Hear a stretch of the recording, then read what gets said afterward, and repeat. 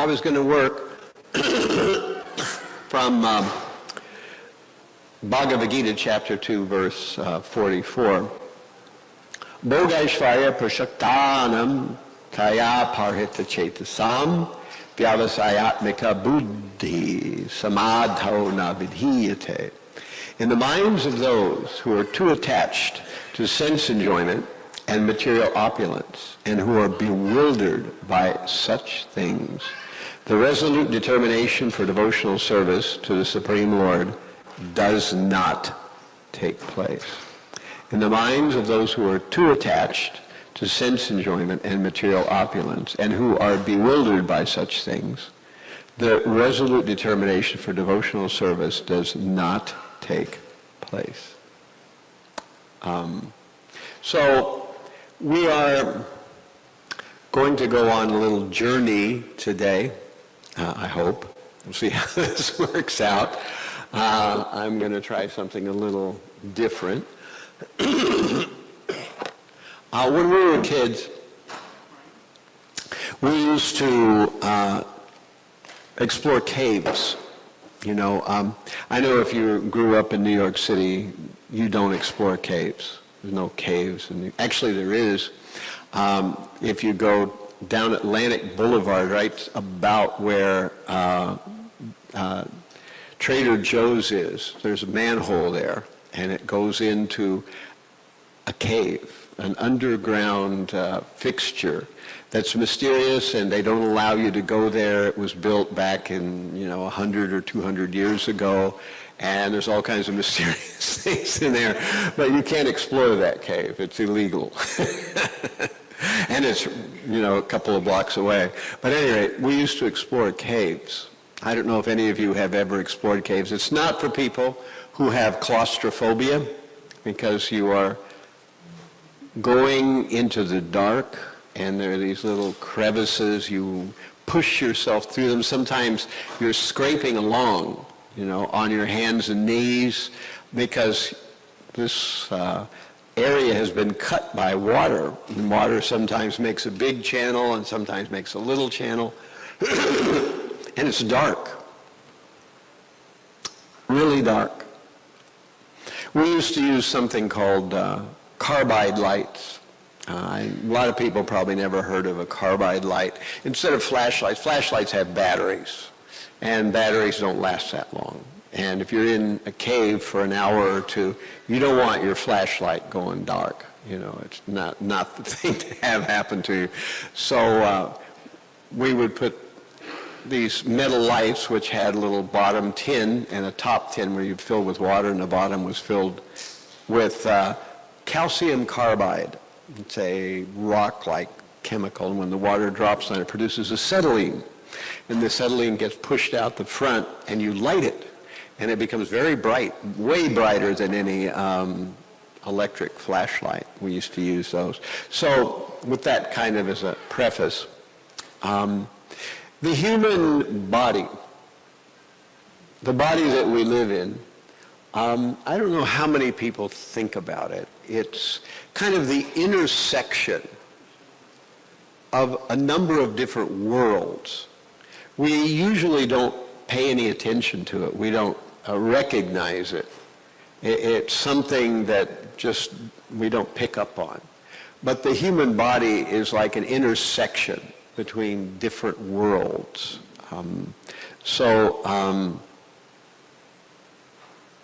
We have an external world, but we also have an internal world. Now, most of us spend very little time in the internal world. We are focused on this external world. And the external world is a place that we sort of feel comfortable with. We know how it works. If you're a scientist, you perform experiments out here in this world. This is the world where, the physicists do some kind of experimentation to find out how reality works. F equals ma, E equals mc squared. We have these various formulae. We learn that two atoms of hydrogen and one of oxygen make water. And as we were saying, if you add H2O and calcium carbide, you get acetylene. So you get these different things happening in the external world. But what about the internal world? It's like a cave. We all have one, right? It's one of those places we don't go very often, but we want to go there today. We're going to try to put on our cave outfit and venture a little bit into that internal world. Because the internal world is the place where a lot of things are going on, but we don't usually pay attention to them. We don't usually even think about them. Now, for right now, I want you all to close your eyes. You know, we can open them again in a few minutes, but close your eyes. I'm going to be watching, too. See that everybody does. Now, notice how these people aren't closing their eyes. We need a bat here or something like that. So if you close your eyes, you notice how different the world suddenly becomes. You've just got my voice and this darkness. Close your eyes for just a minute. We can open them again in a minute or two. But notice how things change just by closing your eyes. There's a different world suddenly. That world's different than the one we were just at a minute ago with our eyes open. Now, our bodies haven't moved. We haven't taken any kind of psychogenic substances or anything, but suddenly the world has changed. By closing our eyes, we're in an internal world. Now you can open them again. Some of you never close them.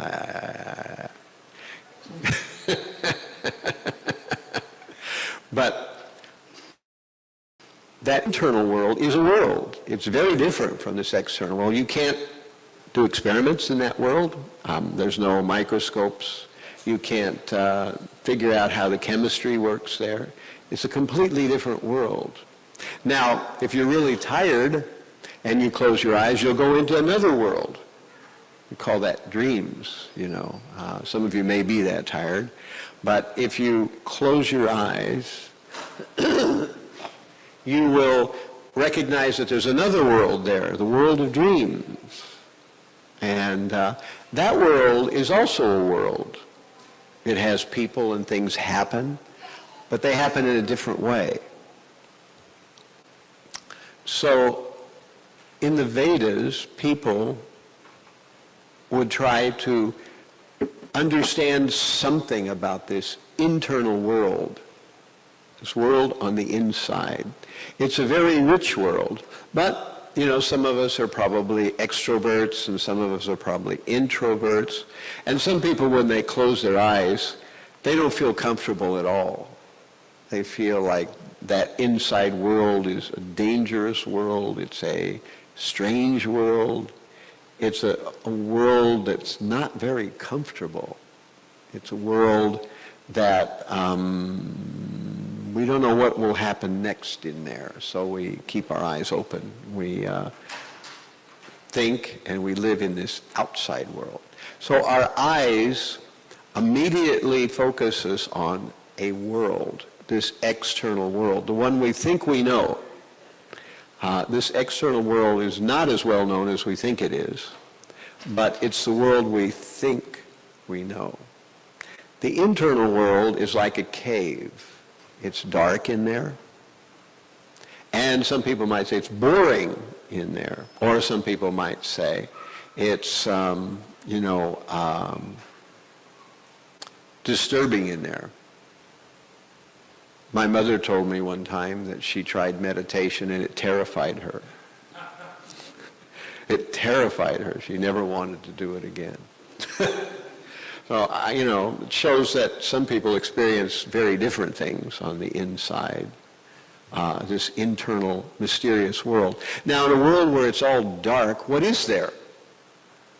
what is there in this internal world? What kind of things are in there? You know, it's like a cave, but a cave still has things, you know, even if you don't have a light. You know, there are bugs in there, and sometimes snakes and other kinds of things.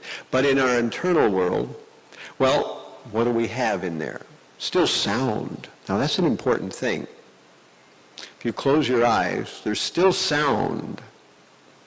And that's why a lot of meditation techniques have people closing their eyes. We hear this in Bhagavad Gita.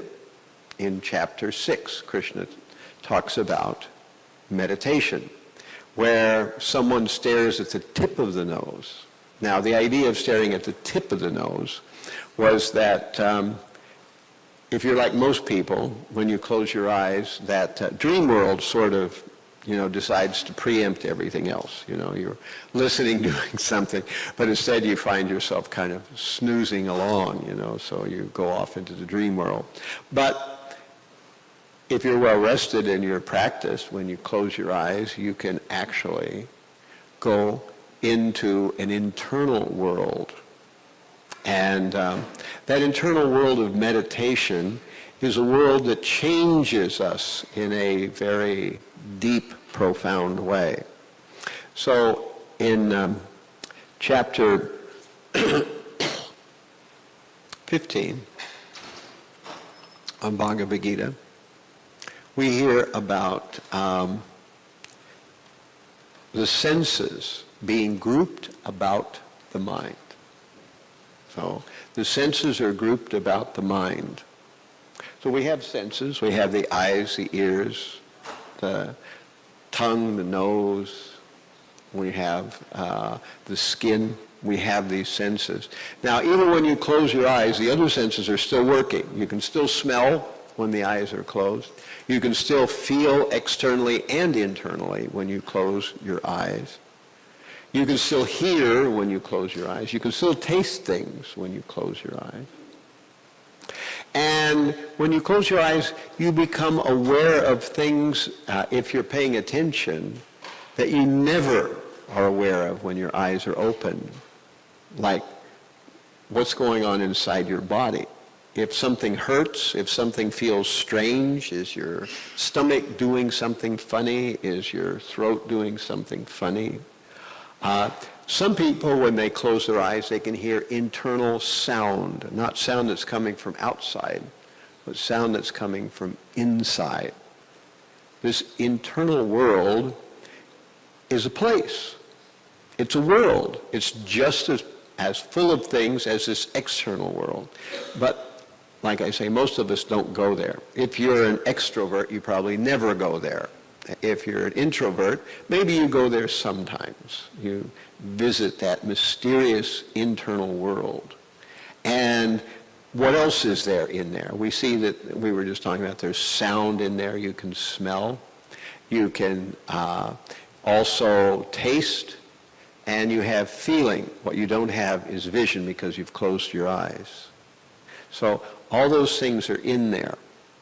Now we learn that the internal world actually takes you to the spiritual world, this internal world. In the Bible it says the kingdom of God is within you. So we also have that idea that Radha and Krishna are there. In fact, the entire spiritual world is there.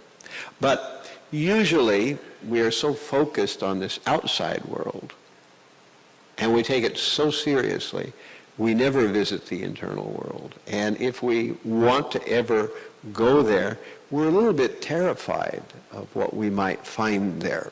And partly it has to do with some of the things that are there that we usually don't pay attention to. For instance, our mind is there in the internal world. In the external world, we don't notice our mind. Our mind is just having its happy chance to tell us all kinds of garbage and weird things, and we just don't even notice it. But when we're internal, we're closing the eyes for the external world, suddenly our mind becomes the biggest deal. Our mind is telling us things, and sometimes it tells us disturbing things. And this is why we learn in Bhagavad Gita that controlling the mind makes it our best friend, and failure to control it makes our worst enemy. But sometimes, we had this conversation last Sunday with someone, that aren't we the mind? If we're thinking, isn't that us? That's what René Descartes said, that the cogito ergo sum, that I think, therefore I am. But actually, we are not the mind. We are the self, the soul. The mind is something different. And if I tell you all, for the next 2 minutes, do not think of a pink elephant. Whatever you do, don't think of a pink elephant. Immediately, pink elephant images come into your mind, right? I just told you not to think of them. So that shows that our mind has a mind of its own. And that mind of its own means that the mind actually has what are known in Sanskrit as samskaras. So for many past lifetimes, we have done things in a particular pattern. We have done things habitually in a particular way. And now, even if we try to do them in a different way, it's very difficult. We tend to do things in a particular way.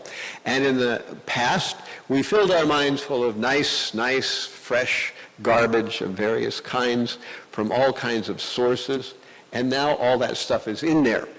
And so we're listening to a Bhagavatam class or watching the deities or doing something, and suddenly garbage comes up from somewhere. And this is because our samskaras, our patterns of thinking, have been so strongly formulated that we have trouble pushing them aside. So this mind has to be controlled. And this is why sometimes for people, this internal world is not a very comfortable place, because the mind is in there. What else is in there in this internal world? Emotions. You can imagine right now, we're all sitting here in a class, probably most of you are kind of okay emotionally. But what if you just had an intense argument with someone that was your spouse or lover or something like that? You can imagine how listening to this class would be very different because of an extreme emotional content. So we can't see emotions. We can't hear them. We can't smell them. But we sure feel them. So they're on the inside there.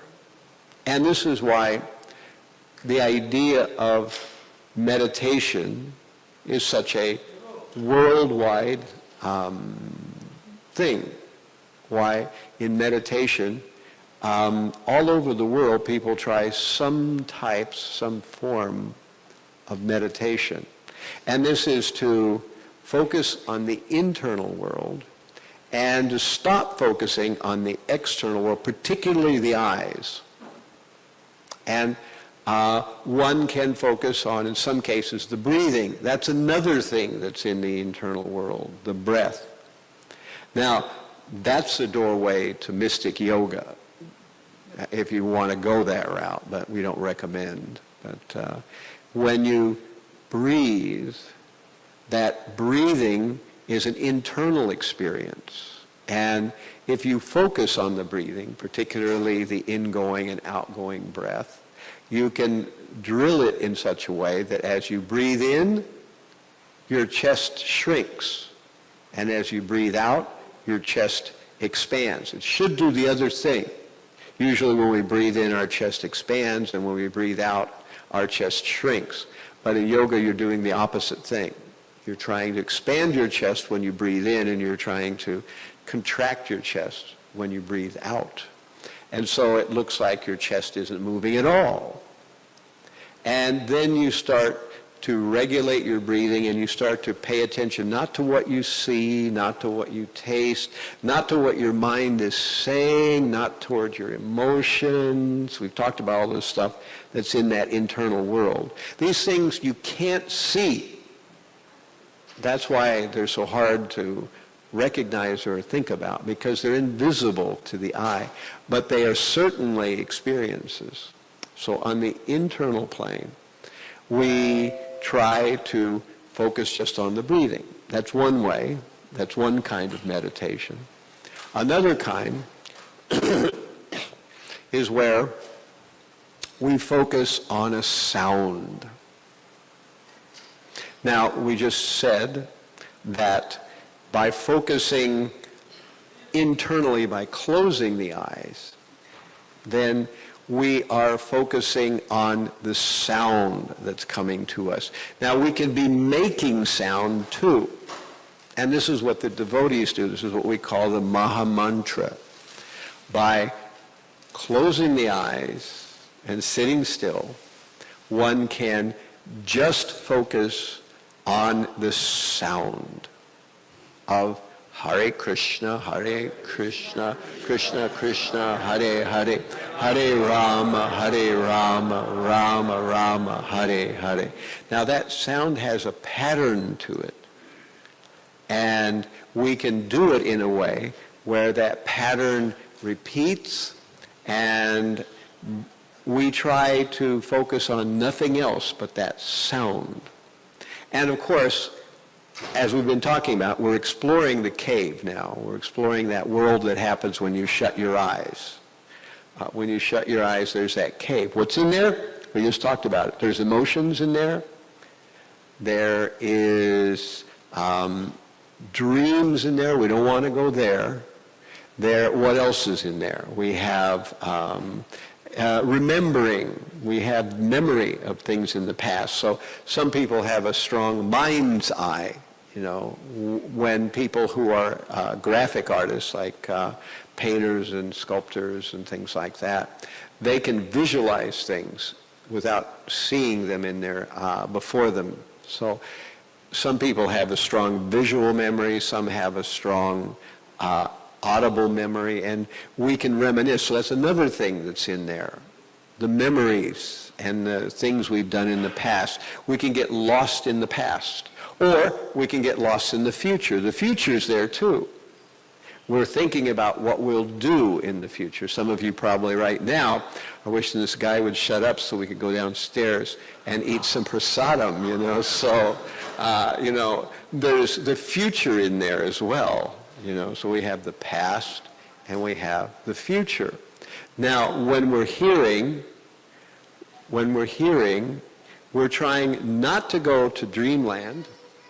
We're trying not to go to emotion land. We're trying not to open the eyes and go out here and start, you know, deciding that that picture's a little crooked and that we have a tear in our socks and we have to do something about it.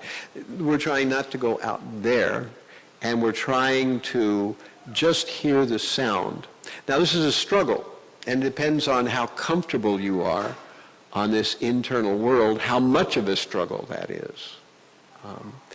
But if you stay with it, and it's kind of like if you were by the bank of a river and you're watching things float by in the river. Maybe it's a dirty river and there's a lot of junk in it. And for analogies of our own consciousness, this is a good metaphor. That imagine there's a river and there's a lot of junk in the river, and we're sitting by the side of the river and we watch it float by, but we don't stop when we see a piece of junk. We just let it float on down, and we bring ourselves back to just hearing our own voice and the sound of the holy name.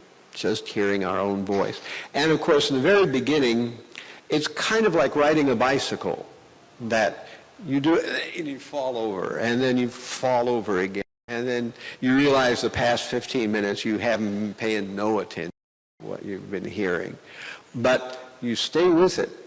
And if you do it long enough and you try hard enough and you pray to Radha Govinda to help you, you will find you reach something that is like the beginning of what we could call trance, where you are just hearing this sound, and you are watching the memories float by. You're watching the future, what you plan to do tomorrow or in 15 minutes float by. You're watching what happened in the past float by. And if something pops up to the surface that makes you angry suddenly or afraid or whatever, you watch that float by, and you're just focused on staying in this trance of trying to hear the holy name. And this is how the entire self becomes very purified by this chanting of the holy name and by hearing this sound vibration. Now, it is possible also to do this while walking, most of the time walking, but and with your eyes open. You have to keep your eyes open when you're walking unless you're some kind of special situation. But for some, it might be easier to start doing this by sitting down. But the internal world, if that world be purified, this external world will be a different place. Our experience of what's coming to us from the external world will be a very, very different place. So we see that people talk about religion, but this is religion. Changing the inside core of our being, changing that inner world. And the most important thing that's in that inner world is our desires. Right now, if we don't watch what we're doing, our desires will govern our complete direction in this world, in the external world. Whatever we want will be the only thing that pushes us in a particular direction in the external world. But most of what we want is part of that mud ball of our mind, that stuff that we patterned in there, the samskaras, that stuff from many past lifetimes. That's what it is. It's all that stuff. And most of those do no good to us.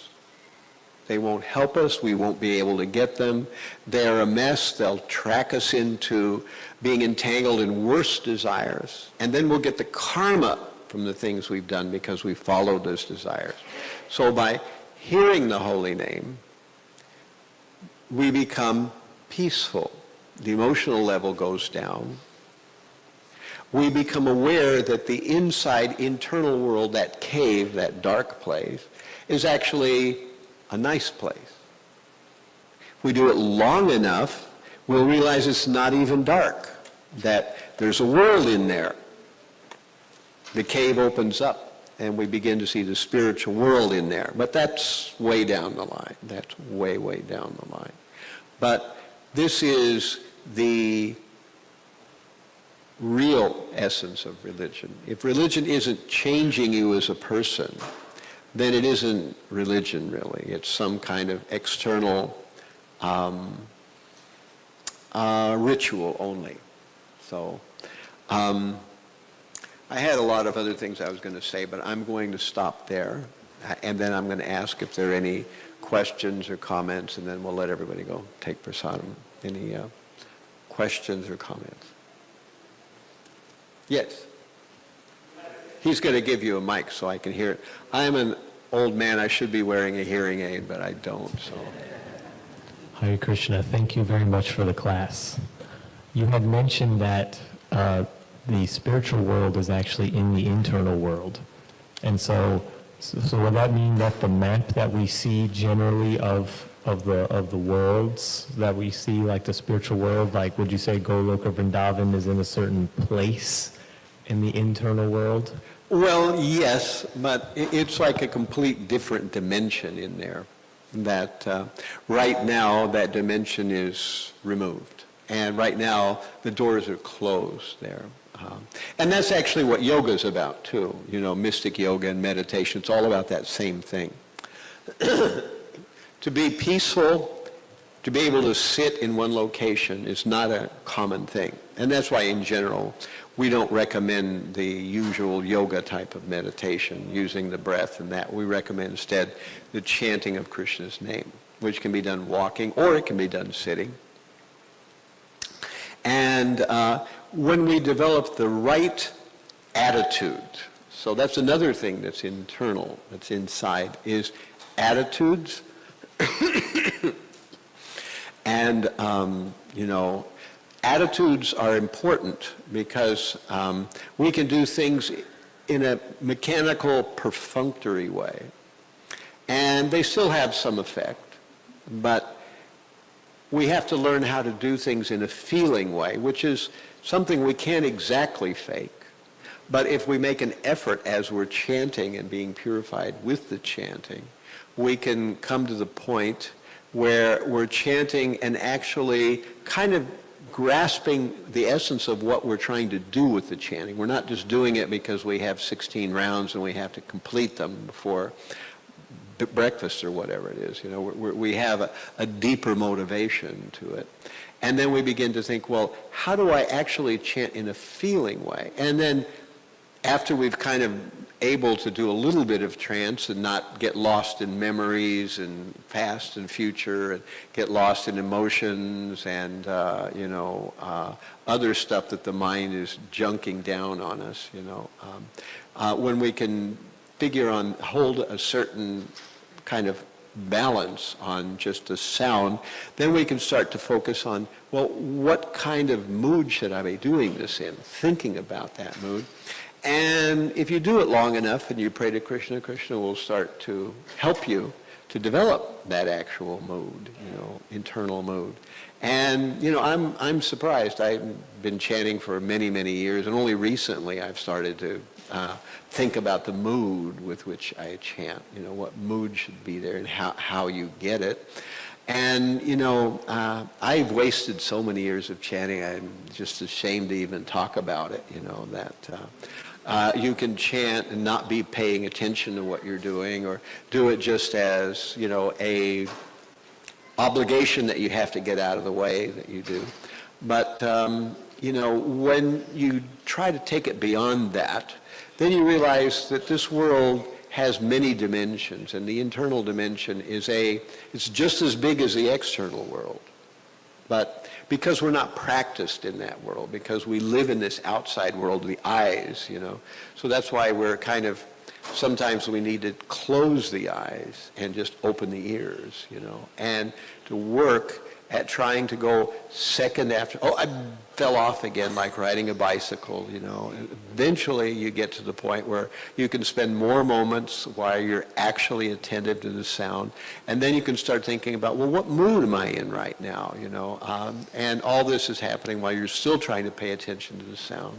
And then eventually you start to feel that the chanting of the holy name is doing something in your life, and that you really are penetrating into that world that we read about in Bhagavatam, we read about in Bhagavad Gita, but it's a real world. But right now, because of our samskaras, our past bad habits, our past way of thinking, we're divorced from it. Any other? Yes, Rishi's going to tell us something. Thank you, Maharaj, for that philosophical class. What the devotees think, it's quite reverse what the materialists think. Please highlight a little bit how the devotees think. Devotees' internal business is thinking about beautiful pastimes of Radha and Krishna, or Sri Chaitanya Mahaprabhu is taking his whole gang, chanting and dancing, and many other beautiful pastimes. That's what the devotees think. And devotees think many, many, many beautiful pastimes of the Supreme Lamb. And if that could be exposed a little bit, so that those who are neophytes, they can also try to think in that perspective. Well, I think a lot of us come from a religious background where God is known in such threadbare non-detail that it's hard to imagine how anybody would be attracted to God, the way it's presented for the most part, you know. We need to know what God is doing. We need to know why he's doing what he's doing. We need to know about his potencies and energies. And eventually we learn his pastimes, which is kind of the latter end of the scale. Now, with his pastimes, some people can absorb themselves in his pastimes, but most of us can't do that for very long. You know, so instead, we can engage in service. So by working in the external world, we can help make the internal world ready. And by working in the internal world, we can finally make the external world what it should be for us. Okay, so things are winding to a halt here. So I thank you all for enduring me and giving me your attention. All glories to Srimad Bhagavad Gita. All glories to the Vaishnavas of Hare Krishna.